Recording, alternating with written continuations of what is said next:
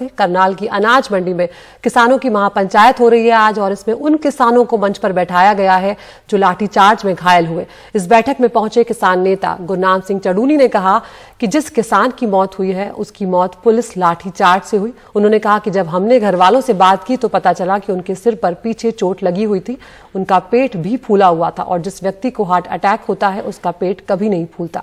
साथ ही गुरनाम सिंह ने यह भी कहा कि किसानों को हॉस्पिटल तक नहीं जाने दिया जा रहा था, और जो किसान हॉस्पिटल इलाज कराने गए थे उनका प्राथमिक उपचार करके घर भेज दिया गया।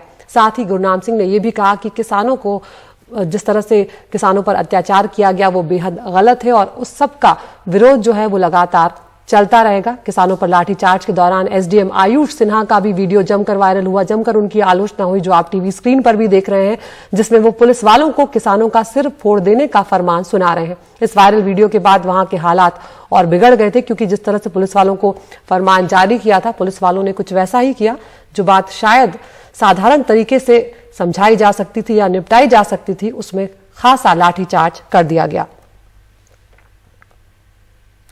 जो हालात हैं आज के टाइम में, उन और आंदोलन की जो हालात हैं उस पे हमने क्या विचार विमर्श करना है, आंदोलन को कैसे आगे बढ़ाना है, हमारा क्या स्टैंड है, इस सब बात पे विचार करना है। क्या कुछ कौन कौन से नेता आ रहे हैं और क्या आपको लगता है कि कोई असर पड़ेगा सरकार पर इस महापंचायत, इस मीटिंग का? देखिए, मीटिंग तो असर पाने के लिए नहीं है, मीटिंग तो प्लानिंग बनाने के लिए है। आगे जो प्लानिंग बनाएंगे सरकार से लड़ने की, उसका असर पड़ेगा। कोई डिमांड भी रखी है सरकार के सामने आपने? सरकार के सामने तो हमारी डिमांड जो है वो अभी मीटिंग में ही तय होगा कि क्या क्या डिमांड रखें। जो दोषी अधिकारी हैं उन पर मुकदमा बनाने की मांग तो है ही है।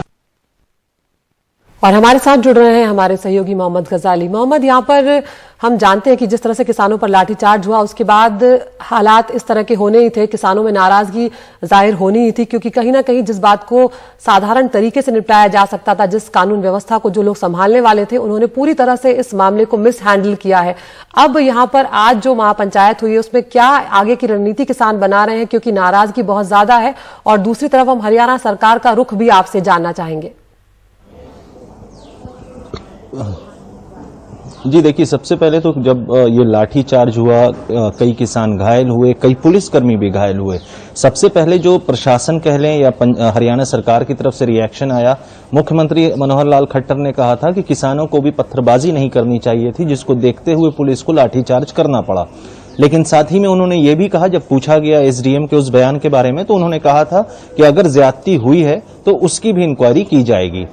लेकिन किसान यूनियन ने जो अल्टीमेटम दिया था लाठीचार्ज वाले दिन शाम में कि हम हाईवे तब तक ब्लॉक रखेंगे तब जब तक हमारे कुछ साथी जो पकड़े गए हैं उनको छोड़ा ना जाए। प्रशासन ने वो किसान छोड़ दिए थे, 7-8 किसान थे, उसके बाद हाईवे से वो ब्लॉकेड हटा लिया गया। लेकिन किसान यूनियन पे भी ये दबाव था कि आपने समझौता क्यों कर लिया, हमारे कितने किसान साथी इंजर्ड हैं या घायल हैं, तो उसको लेके आप क्या कर रहे हैं।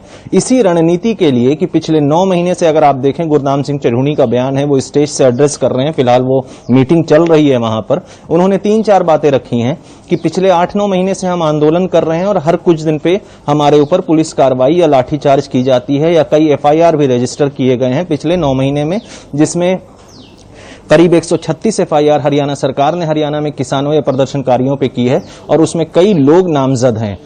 इसके अलावा कल जो परसों जो लाठीचार्ज हुआ है उसके बारे में भी उन्होंने कहा कि उसमें कई ऐसे पुलिसकर्मी इन्वॉल्व थे जो नेताओं के रिश्तेदार हैं। उन्होंने 1-2 लोगों का नाम भी लिया है, और खास करके एसडीएम आयुष सिन्हा के उस बयान को जो बहुत वायरल हुआ है उस पर भी कार्रवाई करने की मांग की है। लेकिन सबसे महत्वपूर्ण बात जो इस मीटिंग से निकलकर सामने आएगी कि गुरनाम चढ़ूनी ने किसानों से यह सवाल रखा है कि हमारे आगे की रणनीति अब क्या होगी।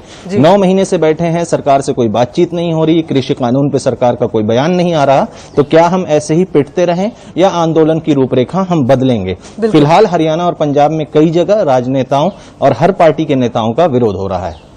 गजाली, संक्षेप में अगर आप ये भी बता सकें कि जिस एसडीएम का वीडियो वायरल हो रहा है आयुष सिन्हा, उन पर क्या कोई कार्रवाई की जा रही, क्योंकि दुष्यंत चौटाला ने कहा है कार्रवाई होगी।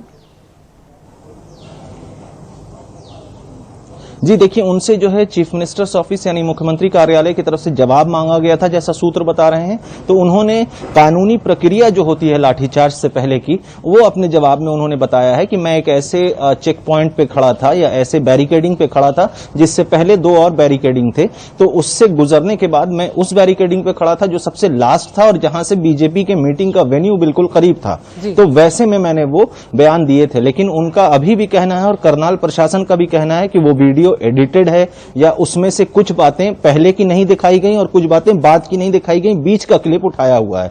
फिलहाल दुष्यंत चौटाला ने तो कहा है कि एक्शन लेंगे, लेकिन अभी उसमें मेरे हिसाब से समय लगेगा क्योंकि उनसे जवाब मांगा जाएगा, फिर सरकार का रिस्पांस आएगा और उसके बाद ही कुछ हो सकता है। लेकिन किसानों के कुछ वकील हैं, उन्होंने Punjab and Haryana high court के चीफ जस्टिस को एक लेटर लिखा है, वीडियो भी संलग्न किया है उसके साथ कि इस पे कार्रवाई की जाए।